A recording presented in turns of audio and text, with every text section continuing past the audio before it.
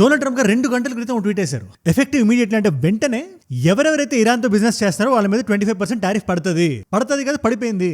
దీని మీద ఎటువంటి చేంజ్లో డిస్కౌంట్లు ఉండవు. Thank you for your attention to this matter. DJT. We have some more breaking news for you now. US President Donald Trump has announced new tariffs on Iran trade partners. The 25% tariff on goods will be imposed on all countries doing business with Iran. In fact దీని గురించి మనం అర్థం చేసుకోవాలంటే 2 విధాలుగా మనం చూడాలి. ఒకటి neutral పర్స్పెక్టివ్లో, రెండోది భారతీయుడిలాగా. మొదటి దాని గురించి మనం తర్వాత మాట్లాడదాం. ప్రస్తుతానికి ఇరాన్ ఎలా ఉంది అదంతా. బట్ దానికన్నా ముందు ఒక భారతీయుడికి మనకి ఎలా ఎఫెక్ట్ చూపిస్తుంది అంటే, మనం ఇరాన్తో బిజినెస్ చేస్తున్నాం. మనం ఇన్ఫాక్ట్ మనమే కాదు, చైనా, రష్యా, UAE, ఇరాక్ ఇలాంటి దేశాలు కూడా ఈ 25% ఎక్స్ట్రా టారిఫ్ పడుతుంది. కానీ మన మీద ఆల్రెడీ 50% ఉంది కాబట్టి అది ఎఫెక్టివ్గా 75% అయింది. ఇప్పుడు 75%. అండ్ ఇదేదో హై టైం అని నేను చెప్పట్లేదు, కానీ భారతదేశం యూఎస్ఏకి మధ్యలో ఉండే ఈ రిలేషన్షిప్ ఏదైతే ఉందో, ఐ థింక్ ఇంతకన్నా వర్స్ట్గా రీసెంట్ టైమ్స్లో అయితే ఎప్పుడు లేదు. మనల్ని లొంగ తీసుకోవడం తెగ ప్రయత్నిస్తారు, ఒక వసాల్ స్టేట్లో మనం మారుద్దాం అని. ఎలా అయితే జపాన్ ఉందో, జర్మనీ ఉందో, ఆస్ట్రేలియా ఉందో, కానీ జరగని పని అని చెప్పి మనం చెప్పట్లేదు. ఇవాళ ఇమాన్యుయల్ మ్యాక్రో గారు చెప్తున్నారు, ఫ్రెంచ్ లీడర్. రీసెంట్గా ఆయన జయశంకర్ గారు కలిశారు ప్యారిస్లో. ఆ కాంటెక్స్ట్లో ఆయన మాట్లాడుతూ ఒక మాట అన్నారు, మీరు ఎంతైనా ప్రయత్నించండి, ఏదైనా చేయండి, ఎంతైనా లొంగ తీసుకోవడానికి చూడండి, కానీ భారతదేశం ఎప్పటికీ ఒక వసాల్ స్టేట్ అవ్వదు. It's foreign policy is very unique. In fact Emmanuel macro గారిని కాసే పక్కన పెట్టండి, ఆయన చాలా విజనరీగా చాలా మాట్లాడారు ఆయన. The Asia Pacific region is very important. These are players who said that they did not want to be the vassals of other players. అదంతా ఇవాటి వీడియోలో మనం డిస్కస్ చేద్దాం. కానీ ఇదే మాటని పాకిస్తాన్ లీడర్ ఎవరైనా మాట్లాడారని చెప్పి మనం కల్లో అయినా ఊహిస్తామా? కంగారు పడకండి, వంకయ్య మునీర్ కాదు, ఇటు షేబాజ్ షరీఫ్ కాదు, ఇమ్రాన్ ఖాన్ అన్నాడు ఈ మాట ఒక ఇంటర్వ్యూలో కూర్చొని. భారతదేశాన్ని చూసి మనం నేర్చుకోవాలి. మనం అమెరికాతో బిజినెస్ చేస్తాం, చైనాతో బిజినెస్ చేస్తాం, రష్యా నుంచి చీప్ ఆయిల్ మనం కొంటాం. ఒక దేశం అంటే అలా ఉండాలి చెప్పి ఆయన అంటాడు. ఒకసారి మీరే వినండి. Why not have a foreign policy like India? India has a very mature foreign policy. It is trading with the US. It is trading with China. It is getting cheap oil from Russia. So India's foreign policy benefits its people. So ఈ sovereign grip ఏదైతే మనకుందో దాని tensile స్ట్రెంత్ని test చేద్దాం అని చెప్పి DJT లాంటి చాలా మంది వ్యక్తులు చూస్తున్నారు. ఇన్ఫాక్ట్ ఇదొక విషయం అయితే, గ్రీన్లాండ్ సమస్య ఒకటి ఉంది, అక్కడ యుద్ధానికి రెడీ అవుతున్నారు. నిన్నే మనం మాడుకున్నాం, ఎవరెవరితో అయితే నాతో గొడవ ఉందో వాళ్ళందరితో నేను యుద్ధం చేస్తాను. ఇన్ఫాక్ట్ నేను చెప్తున్నాను, నాకు ఇంటర్నేషనల్ లాస్తో నాకు సంబంధం లేదు, నా మోరల్ కోడ్ నాకు ఇంపార్టెంట్ అని చెప్పి DJT గారు డైరెక్ట్గా బయటకు వచ్చి మాట్లాడుతున్నారు. తెలియని వాళ్ళ కోసం చెప్తున్నా, DJT అంటే డొనాల్డ్ J. ట్రంప్. మనం ఆయన ఇక్కడ ఇలా పిలుచుకుంటాం, సింపుల్గా ఈజీగా అయిపోద్దని చెప్పి. సో ఇంత ఇంపీరియలిస్టిక్ మెంటాలిటీతో ఉండే ఈ వ్యక్తి ఇవాళ భారతదేశంలో 25% టారిఫ్ వేయడం కొత్త కాదు. కానీ ఇరాన్లో ఏదైతే ఇవాళ జరుగుతుందో దాన్ని మనం ఒక న్యూట్రల్ పర్స్పెక్టివ్లో చూడాలి. ప్రస్తుతానికి ఖొమైనీ గవర్నమెంట్ ఉంది, వాళ్ళు భారతదేశంతో ఫ్రెండ్లీగానే ఉంటారు. కానీ ఏదైతే ఇరాన్ ప్రజలు లోపల సమస్యలు ఫేస్ చేస్తున్నారో, 500 మందికి పైగా చనిపోయారంట, 500 పీపుల్. 100కి పైగా సిటీస్లో వాళ్ళ ధర్నాలు, ప్రొటెస్ట్లు జరుగుతున్నాయి. 10,000 మందికి పైగా జైల్లో తోస్తారు. ఇన్ఫాక్ట్ అమెరికన్ మీడియా రిపోర్ట్ చేస్తున్న వార్తలు ఇవి. అక్కడ ఇంటర్నెట్ బ్లాక్అవుట్ అయిపోయింది. ఇలాన్ మస్క్ గారిని తెప్పించి స్టార్లింక్ కేబుల్స్ గట్రా అవసరం లేదు, డైరెక్ట్ ఆర్బిట్ నుంచి పనిచేస్తుంది అది. ఈ బ్లాక్అవుట్ కూడా అది బైపాస్ చేయగలుగుతుంది. ఇంటర్నెట్ ఏదైతే ఉందో అది కానీ ఇరాన్ ప్రజలకు ప్రస్తుతానికి ఉంటే, లోపల ఇమేజ్లు బయటకు వస్తే బయట మేము చెప్పే న్యూస్ లోపలికి వెళ్తుంది అని చెప్పి అమెరికా తెగ ప్రయత్నిస్తుంది. ఇన్ఫాక్ట్ ఎవరైతే ఇరాన్ నుంచి బయటికి పారిపోయి ఉన్నారో వేరే దేశంలో, మనం ప్యారిస్ ఎగ్జాంపుల్గా తీసుకుందాం. ప్యారిస్లో ఒక ప్రొటెస్ట్ జరిగింది, వాళ్ళు సెలబ్రేట్ చేస్తున్నారు దేన్ని, రెజిమ్ పడిపోవాలి అని. ఇజ్రాయెల్ చాలా బలంగా మాట్లాడుతుంది. బెంజమిన్ నెతన్యాహు గారు ఏమంటున్నారు మీరే వినండి. Since January 8th, we have encountered an entirely new and different phase. From January 8th to January 10th, we observed operatives and cells infiltrated into the protest square. We also saw firearms and ammunition among the demonstrators. It is absolutely clear that there are agendas to derail the protests off its genuine path. ఒక పక్క China, మేము ఎవరి internal మ్యాటర్స్లో మేము తలదూర్చాం, మేము అది correct కాదని చెప్పి China అంటుంది. ఇండైరెక్ట్గా ఖొమైనీ గవర్నమెంట్కి సపోర్ట్ చేస్తుంది. అమెరికా ఎటుందో మనందరికీ తెలుసు. ఎప్పుడు ఈ గవర్నమెంట్ పడగొట్టేద్దామా, ఆపరేషన్ హ్యామర్ లాంటిది ఇంకో ఆపరేషన్ చేసి కంప్లీట్గా రెజిమ్ చేంజ్ చేసేద్దాం అనే ఒక జోన్లో ఉంది. దానికి ఏ దారి వెళితే ఆ దారిలో ఏదైనా ఫిక్స్ అయింది. ప్రస్తుతానికి మిలిటరీగా వెళ్ళడం అమెరికా పెద్ద రిస్క్ కాబట్టి ఈ టారిఫ్ అనేది దేశాల మీద వేసింది. భారతదేశంలో ఉందని అమెరికాకి తెలియదు అంటే తెలుసు. సో అందుకే దీన్ని 2 డిఫరెంట్ యాంగిల్స్లో మనం చూడాలి. ఇది మనకి ఎటువంటి ఇంపాక్ట్ ప్రస్తుతానికి చూపిస్తుంది, అండ్ ఓవరాల్గా ఇరాన్లో ఏం నడుస్తుంది దాన్ని మనం చాలా క్లియర్గా డిస్కస్ చేసేద్దాం. అండ్ దానికన్నా ఇంపార్టెంట్గా ఇలాంటి వీడియోస్ నా సైడ్ నుంచి మీకు రోజు ఒకటి వస్తుంది, every single day. Local issues నుంచి జియో పొలిటికల్ టాపిక్స్ కూడా మన అందరికీ అర్థమయ్యే భాషలో, మీ ఇంట్లో ఒక వ్యక్తి మాట్లాడుతున్నట్టు సింప్లిఫైడ్ లాంగ్వేజ్లో ఉంటుంది, మీ ముందు పెట్టేస్తా. మీరు ఆల్రెడీ సబ్స్క్రైబ్ చేసిన వాళ్ళు ఎవరైనా ఉంటే కింద కనబడే లైక్ బటన్ నొక్కడం మర్చిపోకండి. మీకు ఈ వీడియోస్ నచ్చుతున్నాయని మీరు నాకు చెప్పే విధానం అది ఒకటే. 2 కొత్త వాళ్ళు ఎవరైనా ఉంటే, ఈ నాలెడ్జ్ ఫిల్ మీకు డైలీ రావాలి, ఏ రోజు మన వీడియో మిస్ అవ్వదు అనుకుంటే జస్ట్ కింద కనబడే సబ్స్క్రైబ్ బటన్ నొక్కి పెట్టేసుకోండి. సబ్స్క్రైబ్ చేశారుగా, డన్ రైట్. ప్రస్తుతానికి ఇరాన్ సిచ్యువేషన్ ఎలా ఉంది అని మనం కొంచెం జూమ్ అవుట్ చేసి చూస్తే మనకు విషయం అర్థమవుతుంది. 1979 తర్వాత, అప్పుడు లాస్ట్ టైం రెజిమ్ చేంజ్ జరిగింది అప్పుడే. దాని తర్వాత ఈ విధంగా ఈ స్కేల్లో ప్రొటెస్ట్లు జరగడం ఇంత తక్కువ స్పాన్లో, ఎందుకంటే 2022 ఎండింగ్ 23 బిగినింగ్లో కూడా ప్రొటెస్ట్లు జరిగినాయి. ఇంతే జనాలు చనిపోయారు, 500 పైగా చనిపోయారు. కాకపోతే అది కొన్ని నెలల వ్యవధిలో జరిగింది. ఇది 3 వారాలు. సో ఈ స్కేల్లో ఇంత ఇన్సర్జెన్సీ లోపల నుంచి బయటికి రావడం, ప్రపంచ జియోపొలిటిక్స్ ని మార్చే ఒక చర్య మన కళ్ళ ముందు జరుగుతుందని చెప్పడానికి ఇది ఒక నిదర్శనం అంతే. It's happening in front of us. రేపు పొద్దున్న రెజిమ్ చేంజ్ జరిగితే ఆ ట్రెమర్స్ మన ఇండియా దాకా కూడా వస్తాయి. అమెరికా బ్యాక్డ్ గవర్నమెంట్ గానీ అక్కడ కూర్చోబెడితే, షాస్ గానీ అక్కడ కూర్చున్నారు అనుకోండి, ఎగ్జాంపుల్, ఎవరైతే 1979లో ఎగ్జైల్కి వెళ్ళిపోయాడో ఆ షా మళ్ళీ వెనక్కి తిరిగి వచ్చాడు. ఆయన రెడీగా ఉన్నాడు. ఆయన ఇంకోటి, అమెరికా ఇస్ టెలింగ్ సంథింగ్. మీరు అమెరికా చెప్తున్న మాటలు మీరు ఎప్పుడు వినాలి. చాలా ఇండైరెక్ట్గా చెప్పేస్తుంటే ఇప్పుడు ప్రస్తుతానికి వాళ్ళు ఏమన్నారంటే, ఎవరైతే అమెరికన్ సిటిజన్స్ ఇరాన్లో ఉన్నారో వాళ్ళందరూ ఫస్ట్ బయటకు వచ్చేసేయండి, అమెరికాకి వచ్చేసేయండి. లేదు కాదు మా వల్ల అవ్వదు ప్రస్తుతానికంటే, ఏదో ఒక బంకర్లో ఫుడ్ గట్రా పెట్టేసుకోండి, స్టోర్ చేసుకుని మీరు ఉండండి, ప్రొటెస్ట్లో మీరు పాల్గొనొద్దు అని అమెరికా చెప్తుందంటే ఏదో ఒకటి ప్లాన్ చేస్తుంది ఇండైరెక్ట్గా ఇరాన్ మీద అని చెప్పి ఒక సంకేతం మనకు. ఇన్ఫాక్ట్ డీజేటీ గారు దీని గురించి మాట్లాడుతూ కూడా our boots might not be on the ground but we're observant అన్నారు. కానీ ఆ బూట్స్ గ్రౌండ్లోకి రావడానికి పెద్ద టైం పట్టదు. Very carefully. I've made the statement very strongly that if they start killing people like they have in the past, we will get involved. We'll be hitting them very hard where it hurts. And that doesn't mean boots on the ground, but it means hitting them very, very hard where it hurts. So ఇదివరకు కూడా ఇలా జరిగింది. ఇది ఒక సైకిల్లో జరుగుతుంది. లోపల ఇలాంటి దేశం ఇరాన్ ఎగ్జాంపులే మనం తీసుకుందాం. ఇన్సర్జెన్సీ జరుగుతుంది, గవర్నమెంట్ బ్రూట్ ఫోర్స్ చూపిస్తుంది, ప్రాసిక్యూషన్ చేస్తుంది, జనాలు ఎవరి ఇళ్ళకి వాళ్ళు వెళ్ళిపోతారు. బట్ ఈసారి ఎందుకు డిఫరెంట్ అంటే, ఈ ఖొమైనీ గవర్నమెంట్ ఏదైతే ప్రస్తుతానికి ఉండే రెజిమ్ ఏదైతే ఇరాన్లో ఉందో అది చాలా వీక్ అయిపోయింది. ఎందుకు? లాస్ట్ జూన్లో ఒక 7-8 డేస్ ఒక యుద్ధం జరిగింది. ఇజ్రాయెల్ అమెరికా ఒక సైడ్, ఇరాన్ ఒక side. Operation mid night hammer అని చెప్పి B-2 బాంబర్లని దింపి 3-4 లొకేషన్స్లో వాటిని పేల్చి ఏదైతే న్యూక్లియర్ ఇన్ఫ్రాస్ట్రక్చర్ ఇరాన్ ఉందో దాన్ని కంప్లీట్గా ధ్వంసం చేయడంతో పాటు టాప్ బ్రాస్ లీడర్షిప్ ఉంటుంది కదా, ఇరాన్కి సంబంధించి న్యూక్లియర్ సైంటిస్టులు, మినిస్టర్లు, వీళ్ళందరినీ కలిపి ప్లాన్ చేసి చంపేశారు. సో ఇంత వీక్నెస్ జనాలు కూడా పసిగట్టారు, రోడ్ల మీదకి వచ్చారు. ప్రస్తుతానికి ప్రొటెస్టులు నడుస్తున్నాయి. ఎవరెవరైతే లీడర్స్, ఫర్ ఎగ్జాంపుల్ ప్రెసిడెంట్ ఉన్నాడు అనుకుందాం ఇరాన్లో, వాళ్ళు కూడా మాటలు మార్చడం మొదలుపెట్టారు. ఫర్ ఎగ్జాంపుల్ ఇదే ప్రెసిడెంట్ కొన్ని రోజుల క్రితం ఒక మాట అన్నాడు. ఆయన, లేదు ఇది అమెరికాని చైనాని మనం అనకూడదు, ప్రజలకు కోపం ఉందంటే అది మనం చేస్తున్న తప్పే, మన ఏదో మనలో ఒక లోపం ఉందని చెప్పి ఒక సైడ్ ఆయన అన్నారు. బట్ ఎప్పుడైతే ప్రొటెస్ట్లు ఇంత మ్యాసివ్ స్కేల్లో రోడ్ల మీదకి వచ్చేసారో ఆయనే, లేదు ఇది అమెరికా తప్పు, ఇది చైనా తప్పు అంటున్నారు. ఒకసారి మీరే వినండి ఆ మాట ఎలా మారిందో. సో ఇక్కడ ఆయన చెప్పిన దాంట్లో కంప్లీట్గా అబద్ధం ఉందా లేదా అని చెప్పి నేను చెప్పట్లేదు. ఆయన మైండ్ సెట్ ఏ జోన్ నుంచి ఆయన మాట్లాడుతున్నారని. బట్ ఒకటి మాత్రం నిజం, ఇవాళ ఈ స్కేల్లో జరుగుతుంది కదా, ప్రజలకి అల్టిమేట్గా రావాల్సింది వస్తుందా? ఇరాన్ ప్రజలకు అది ఇక్కడ వాళ్ళకు చేంజ్ కావాలని చెప్పి వాళ్ళు మాట్లాడుతున్నారు.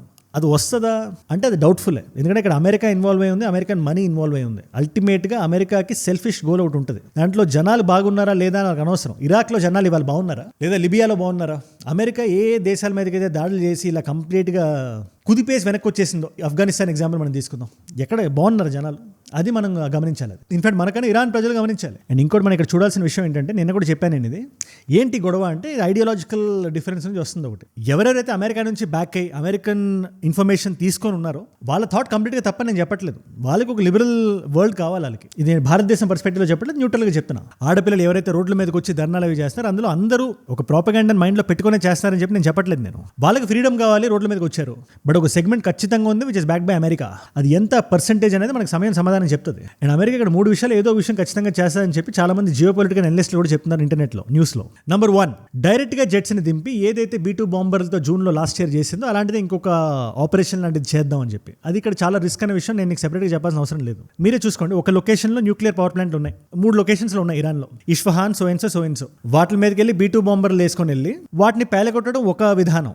100 సిటీస్లో 1000 మంది రోడ్ల మీదకి వచ్చి జనాల ప్రాణాలు పోతుంటే అక్కడికి మీరు జెట్స్ వేసుకొని వచ్చి అన్ని లొకేషన్స్లో మీరు కొడదాం అనుకోవడం అది మూర్ఖత్వం. ప్రస్తుతానికి జరగని పని కూడా. ఇది డీజేటీ గారు కూడా తెలుసు. ఆయన కూడా అన్నారు, we don't want hour boots on the ground అంటే ఇమీడియట్లీ ఆయన ఉద్దేశం అదే. ఫస్ట్ సిచ్యువేషన్ డైల్యూట్ చేసి వీకెండ్ చేసి ఎప్పుడైతే మిలిటరీ పవర్ వెళ్ళడానికి అనుకూలంగా ఉంటుందో ఆ టైంలో దింపుదాం అని చెప్పి ఆయన ప్లాన్. బట్ ఇదైతే వాళ్ళ మైండ్లో ఉంటుంది అమెరికాలో ప్రస్తుతానికి, బ్రూట్ ఫోర్స్ అని వాడాలి అని. రెండోది సైబర్ అటాక్. పూర్వం యుద్ధాలు ఎలా అయితే బోర్డర్ దాడి చేసేవాళ్ళు ఇవాళ ఇంటర్నెట్ని వాడుకొని చేస్తున్నారు. సింపుల్గా చెప్పాలంటే అగ్గి మీద ఆద్యం పోయడం. ఏదైతే ఆల్రెడీ లిబరల్ రెవల్యూషన్ థాట్ ఏదైతే జనాల మైండ్లో ఉందో దాన్ని ఇంకా పెంపొందించేలాగా ఇంటర్నెట్లో ఇన్ఫర్మేషన్ వార్ఫేర్ని ముందుకు పుష్ చేయడం. మీ government bad, your government is this, your government is that అని. ఇందులో నిజాలు కూడా ఉంటాయి. ఖచ్చితంగా జనాలు చనిపోయారు, 500 మంది చనిపోయారు. బట్ ఇక్కడ ఎవరైనా అర్థం చేసుకోవాల్సింది ఏంటంటే ఈ ఇన్ఫర్మేషన్ని పుష్ చేస్తుంది అమెరికా. అమెరికాకి లిబియాలో ఎవడైనా ఉన్నాడా, ఇరాన్లో ఎవడైనా పోయాడా, ఇది అనవసరం. వాళ్ళ దేశానికి డబ్బులు వస్తుందా లేదా అది మాత్రం ముఖ్యం. అలా రావాలంటే ఇలా పుష్ చేస్తుంది. రెజీమ్ చేంజ్ అయితే ఇరాన్లో ఉండే ఆస్తులన్నీ కొట్టేయచ్చు. ఆ మైండ్ సెట్ ఖచ్చితంగా వాళ్ళకి ఉంటుంది. ఇంకా మూడోది అంటారా, వాళ్ళు ఇంటర్నెట్ బ్లాక్అవుట్ చేశారు కదా, మొత్తం లోపల ఏం జరుగుతుందో బయటికి రావట్లేదు ఎక్కువ, అంత ఎక్స్టెన్సివ్గా బయట నుంచి ఇన్ఫర్మేషన్ కూడా లోపలికి వెళ్ళట్లేదు. దాన్ని కౌంటర్ చేయడానికి, దాని మీద దాడి చేయడానికి స్టార్ లింక్ని దింపి ఆల్రెడీ నేను మాట్లాడాను ఇలాన్ మస్క్ అని చెప్పి డీజేటీ గారు కూడా చెప్తున్నారు. ఇలాన్ గారు కూడా స్టార్ లింక్ యాక్టివేట్ చేశారని చెప్పి వార్తలు వస్తున్నాయి మనకి. దాన్ని కూడా జామర్ చేసి ఆపేస్తున్నారు చేస్తున్నారని చెప్పి అమెరికా వాళ్ళు మాట్లాడుతున్నారు. ఇందులో ఎంతవరకు ఇప్పుడు నిజం ఉంది, ఇంటర్నెట్ లోపలికి ఎంతవరకు వెళ్తుంది మనకు తెలియదు ప్రస్తుతానికి. బట్ ఇంటర్నెట్ విషయం మీద అయితే ఒక ఫ్లక్చుయేషన్ ఉంది. ఇరాన్ అయితే డైరెక్ట్గా ఒక స్టేట్మెంట్ ఇష్యూ చేసింది, మేము డైరెక్ట్ ప్రియంప్టివ్ స్ట్రైక్ చేయడానికి కూడా మేము వెనకాడడం అని చెప్పి. ఏంటి ప్రియంప్టివ్ స్ట్రైక్ అంటే, వాళ్ళు మనల్ని ఏం చేయలేదు కానీ వాళ్ళు చేస్తారని మా దగ్గర ఇంటెలిజెన్స్ ఉంది, ఆ ఇంటెలిజెన్స్ బేస్ చేసుకొని మేమే ముందు దాడి చేస్తాం. దాని మీనింగ్ సింపుల్ గా చెప్పాలంటే అదే. ప్లస్ మమ్మల్ని కొట్టడానికి మీరు కల్లో కూడా ఊహించకండి అని చెప్పి ఇరాన్ మాట్లాడుతుంది. అండ్ ఇరాన్ కి బ్యాక్ లో రష్యా ఉంది. నేను చెప్తున్నాను కదా, ఈ జియోపొలిటికల్ ఈవెంట్స్ ఏవైతే ఉన్నాయో ఎంటైర్ హిస్టరీని మార్చే పొటెన్షియాలిటీ ఉంది దీనికి. ఇప్పుడు ఈ రెజిమ్ మారితే దాని ట్రెమర్స్ మన దాకా వస్తాయి. అందుకే మనం కొంచెం ఇరాన్ గురించి మాట్లాడదు. ఇరాన్ సైడ్ ఏమున్నాయి, ఇరాన్ ఏం చేయగలుగుతుంది ఇప్పుడు అంటే ఇట్స్ వెరీ వెరీ సింపుల్. ప్రస్తుతానికి వాళ్ళ గవర్నమెంట్ వీక్ అయిందనే విషయం గవర్నమెంట్కి తెలుసు, కానీ IRGC అని ఒక సంస్థ ఉంది, దీని గురించి మీరు తెలుసుకోవాలి. ఇది ఒక దేశానికి ఉండే ఆర్మీలా కాదు, ఇది దేశ ప్రజల కోసం పనిచేసే సంస్థ కాదు, దేశపు రెజిమ్ కోసం పనిచేసే సంస్థ. ఇస్లామిక్ రెవల్యూషనరీ గార్డ్ కార్ప్స్ అని, ఇది ఒక ఐడియాలజికల్ సంస్థ. ఇది దేశానికి డబ్బులు ఉన్నాయా, ప్రజలు ఉన్నారా, బ్రతుకున్నారా, చచ్చిపోయారా అనవసరం. ఈ రెజిమ్ నిలబెట్టడానికి అది ఒక వెరీ స్ట్రాంగ్ ఫోర్స్. ఇన్ఫాక్ట్ ఆ దేశంలో ఏ ఫోర్స్ కన్నా చాలా బలమైన ఫోర్స్ అది. అది ఇంకా డిస్మాంటిల్ అవ్వలేదు, ఇజ్రాయెల్ ఇంకా చేయలేదు. ఇలాంటి టైంలో అమెరికా దిగితే ఈ IRGC కూడా ముందుకు వస్తుంది. కాబట్టి కంప్లీట్ గా రెజిమ్ చేంజ్ అయిపోద్దని చెప్పి మనం ఈ రోజున మనం మాట్లాడలేము. మనం జరిగిన రోజు మనం మాట్లాడదాం. బట్ ఎట్ ద మూమెంట్ వాళ్ళ దగ్గర 4 ఆప్షన్స్ ఉన్నాయి. మొదటిది యుద్ధానికి వెళ్ళడం అమెరికాతో అండ్ ఇజ్రాయెల్తో, which is very very very very unlikely. ఎందుకంటే నేను చెప్పినట్టే IRGC ఉంది, కానీ ఈ రెజిమ్ ప్రస్తుతానికి టాప్ లెవెల్ పొటెన్షియాలిటీతో లేదు. ఇవాళ ప్రొటెస్టులు జరుగుతున్నాయి, ఇటు సైడ్ నుంచి వీళ్ళు కూడా చేస్తున్నారు. వీళ్ళు ఏం చేస్తున్నారు, ఈ ఖొమైనీ రెజిమ్ వాళ్ళు దేర్ కమింగ్ అవుట్, మీరు కౌంటర్ ప్రొటెస్ట్ చేయండి అని చెప్పి ఒక పిలుపునిచ్చారు. దానికి కూడా చాలా కొన్ని మ్యాసివ్ సంఖ్యలో జనాలు బయటకు వచ్చారు. ఆ విజువల్స్ ఒకసారి మీరే చూడండి. సో ఎంతైతే ఇన్సర్జెన్సీ లోపల నుంచి ఉందో అంతే ఈ గవర్నమెంట్ మాకు కావాలని కూడా లోపల నుంచి ఉంది. ఇందులో ఏది నిలబడుతుంది అని చెప్పి మనం ఇప్పుడు ప్రస్తుతానికి చెప్పలేం, కానీ వాళ్ళు ఈ బ్రూట్ ఫోర్స్ ని ప్రస్తుతానికి ఇలా వాడుతున్నారు. డైరెక్ట్ గా వెళ్ళి యుద్ధాలు చేయడం కాకుండా మీరు ఐడియాలజికల్ మీరు కూడా రోడ్ల మీదకి రండి, మాట్లాడండి అని. రెండోది US శాంక్షన్స్ ఏవైతే ఇరాన్ మీద వేశారో దాన్ని తగ్గియండి అని నెగోషియేట్ చేయడం US తో. ఇది కూడా వినడానికి చాలా విడ్డూరంగా ఉంటుంది. ఇంత యుద్ధాల మధ్యలో కూర్చొని మాట్లాడతారంటే మాట్లాడతారు. జియో పాలిటిక్స్ అంటే అదే. DJT గారు వాళ్ళు బయటకు వచ్చి మాట్లాడుతున్నారు. వాళ్ళు నా దగ్గరకు వచ్చి అడుగుతున్నారు నెగోషియేట్ చేయడానికి, ఇరాన్ ఈజ్ ఆస్కింగ్ మీ అని చెప్పి. ఇరాన్ కూడా చెప్తుంది. 2 సైడ్స్ మీరే వినండి ఒకసారి. Yesterday, Iran called to negotiate. Yesterday, the leaders of Iran called, they want to negotiate. ఇది ఇక్కడ మ్యాటర్ ఎందుకంటే ఇరాన్ మీద వేసిన శాంక్షన్స్ వేయడం వల్ల ఇరాన్ చాలా లాస్లో ఉంది ఇన్ టర్మ్స్ ఆఫ్ మనీ. అంటే అది అలాంటి లాస్ కూడా కాదు. అది ఇవాళ $1కి కొన్ని మిలియన్స్ ఆఫ్ రియాల్స్ వస్తాయి. ఆ రేంజ్కి పడిపోయింది వాళ్ళ కరెన్సీ. అంతేకాదు food cost over the period of time 72% పెరిగింది. మీరు ఇన్ఫ్లేషన్ మీరు చూసుకున్నా కూడా కరెన్సీ డ్రాప్తో ఇన్ఫ్లేషన్ ఉండడం చాలా డెడ్లీ కాంబినేషన్. అది ఇవాళ ఇరాన్ ఫేస్ చేస్తుంది. ఈ సంవత్సరం 1.7%, next 2.4% they are seeing a net negative projections అలా ఉన్నాయి. ఇలాంటి టైంలో ఆ శాంక్షన్లు కట్ చేయండి రా బాబు అని చెప్పి అమెరికాని ఇరాన్ అడగడం ఒక పద్ధతి, అదొక వే ఖచ్చితంగా చూస్తుంటుంది ప్రస్తుతానికి ఇరానియన్ రెజిమ్. మూడోది IRGCని దింపి ఏదైతే క్రాక్ డౌన్ ఇప్పటి వరకు చేసింది, ఎందుకంటే ఇరాన్లో ఇది కొత్త ఏం కాదు, మల్టిపుల్ టైమ్స్ మల్టిపుల్ సిచ్యువేషన్ ఇలాగే జనాలు రోడ్ల మీదకి వచ్చారు. వాళ్ళని ఇలాగే పర్సిక్యూషన్ చేసి క్రాక్ డౌన్స్ చేసి IRGCని దింపి జనాల్ని చంపేసి ఆపగలిగారు వాళ్ళు. అది మంచి విషయం కాదు, బట్ దే డిడ్ ఇట్. అదే మళ్ళీ రిపీట్ అయ్యేది ఒక మ్యాసివ్ స్కేల్లో జరిగి జనాల్ని భయపెట్టేసి లోపలికి ఇళ్లలోకి మళ్ళీ తోసే విధంగా మళ్ళీ వాళ్ళు చేయగలుగుతారా లేదా అని మనకు సమాధానం చెప్తుంది. 4వది చూసారు, ఇది కొంచెం ఇంట్రెస్టింగ్ విషయం. ఇది ఎవరైనా జనాలకి గవర్నమెంట్ మీద కానీ కోపం ఉంటే ఒక విషయం చేస్తే ఖచ్చితంగా వాళ్ళు తగ్గుతారు. అదేంటంటే కన్సెషన్, సబ్సిడీస్, ట్యాక్స్ బెనిఫిట్స్. ఇలాంటిది గవర్నమెంట్ అనౌన్స్ చేయగలగాలి. ప్రస్తుతానికి ఇరాన్కి ఆ స్థాయి స్తోమత రెండూ లేవు. ఏదైనా దేశం వచ్చి హెల్ప్ చేస్తే తప్పితే, అది కూడా చైనా లాంటి దేశం, which I don't think will happen. But still hope అయితే ఉంది. చైనా, రష్యా ఇరాన్ని బ్యాక్ చేస్తున్నాయి కాబట్టి ఇలాంటి టైంలో ఒక దేశం వచ్చి మానిటరీగా ఈ దేశానికి హెల్ప్ చేసి మీరు మీ జనాలకి సబ్సిడీస్ ఇవ్వండి, ట్యాక్స్ బెనిఫిట్స్ ఇవ్వండి, కన్సెషన్స్ ఇవ్వండి, తద్వారా వాళ్ళ కోపం తగ్గి ఇది చల్లారిన తర్వాత మనం దీని గురించి మాట్లాడదాం అని ఏదైనా దేశం వచ్చి ఇరాన్తో మాట్లాడగలగాలి, చెప్పగలగాలి. ఈ గవర్నమెంట్ నిలబడాలంటే ఈ 4 ఆప్షన్స్లో ఏదో ఒకటి చేయగలగాలి, లేకపోతే మార్చేస్తారు ఇజ్రాయెల్ అండ్ అమెరికా కలిపి. నేను మిమ్మల్ని ఒక క్వశ్చన్ అడుగుదాం అనుకుంటున్నా. ఇప్పుడు ఈ ఎంటైర్ సిచ్యువేషన్లో ఏం జరుగుతుందని చెప్పి మీరు అనుకుంటున్నారు? It's a straight question. జరుగుతున్న సిచ్యువేషన్స్ని ఇంత ఫాస్ట్గానే జరిగిపోతున్నాయి కదా, ఈ రెజిమ్ చేంజ్ అనేది ఇరాన్లో జరుగుతుందా? జరిగితే మనకేంటి అనేది కూడా మీరు ఆలోచించండి. ఎందుకంటే ఇవాళ ఒక complete pro American government DJT గారు అక్కడ కుర్చీలో కూర్చుండగా ఇరాన్లో రావడం మనకి ఎంతవరకు, హౌ డస్ ఇట్ బెనిఫిట్ అస్ మనం ఆలోచించాలి ఒకసారి. అమెరికా మన మీద ఇప్పుడు ప్రస్తుతానికి 75% టారిఫ్ ఉంది. ఆ నంబర్ చూస్తేనే చాలా వింతగా ఉంది. బట్ స్టిల్ వేరే దేశాలతో మనం FTL సైన్ చేస్తున్నాం, like Oman, like UK, like New Zealand. వీటన్నిటితో పాటు EUతో కూడా సైన్ చేస్తామని చెప్పి ఒక వార్త నడుస్తుంది. ఖచ్చితంగా చాలా అతి త్వరలో జరుగుతుందని చెప్పి మనం డైవర్సిఫై చేస్తున్నాం, మనం ఇండిపెండెంట్ అవుతున్నాం. మనం ఎంత కష్టపడుతుంటే మనం అంత నేర్చుకుంటున్నాం, మనం ఎంత కిందకేసుకుంటున్నాం మనం అంత పైకి లేస్తున్నాం మనం. బట్ ఎక్కడ లొంగట్లేదు. అమెరికాకి ఒక వెసల్ స్టేట్లో అయిపోయి పాకిస్తాన్ లాగా. ఇవాళ పాకిస్తాన్కి భారతదేశానికి అదే కదా తేడా. పాకిస్తాన్ అమెరికా ఏం చెప్తే అది వినాలి. ఏ దేశానికి వెళ్ళి నిలబడమంటే అక్కడ నిలబడాలి, సోల్జర్స్ అక్కడ పెట్టాలి. గాజాలో ఉండమంటే ఉండాలి, సౌదీ అరేబియాకి వెళ్ళమంటే వెళ్ళాలి. బట్ ఇండియా, మన భారతదేశం మన సోల్జర్స్ అలా పంపిస్తుందా? ఇవాళ రోజున మనం అంత దిగజారేమంటే లేదు. అండ్ ఏంటి వెసల్ స్టేట్? ఒకవేళ వెసల్ స్టేట్ వస్తే ఏమవుతుంది మనకి అమెరికా ఫ్రెండ్లీగానే ఉంటుందంటే వసాల్ స్టేట్ అంటే ఏంటో తెలుసా? ఇది ఇవాళ క్రియేట్ అయిన వర్డ్ కదా. అటోమన్ ఎంపైర్ టైంలో లేదా బేబిలాన్ టైంలో నుంచి మనం వింటున్న టర్మ్ ఇది. ఒక దేశపు మేజర్ డెసిషన్స్ అని ఇంకో దేశం తీసుకుంటే దాన్ని వసాల్ స్టేట్ అంటారు. ఆ దేశ ప్రజల్ని వాళ్ళు ఎప్పుడు ఫోర్ ఫ్రంట్ లో పెట్టరు. అమెరికా ఏదైతే మనం చేయాలి, అమెరికా అంటే మనం వినాలి. అమెరికా రష్యా నుంచి ఆయిల్ కొనొద్దు అంటే మనం ఆపేయాలి. ఆ ధర మనకి మంచిగా వర్కౌట్ అవుతున్నా కూడా కొన్ని బిలియన్స్ ఆఫ్ ఎక్స్ట్రా డాలర్స్ పెట్టుకొని షేల్ ఆయిల్ కొనాలి అమెరికా నుంచి. మన దేశంలో పోవర్టీ పెరిగిపోతున్నా, జీడీపీ తగ్గిపోతున్నా, గ్రోత్ రేట్ లేకున్నా కూడా అమెరికాకి పర్వాలేదు. వైట్ హౌస్ కి పిలిపించి కూర్చొని మాట్లాడి ఫోటోలు ఇస్తుంది. మనం అమెరికా చెప్పిన మాట వినాలి. That is vassal state.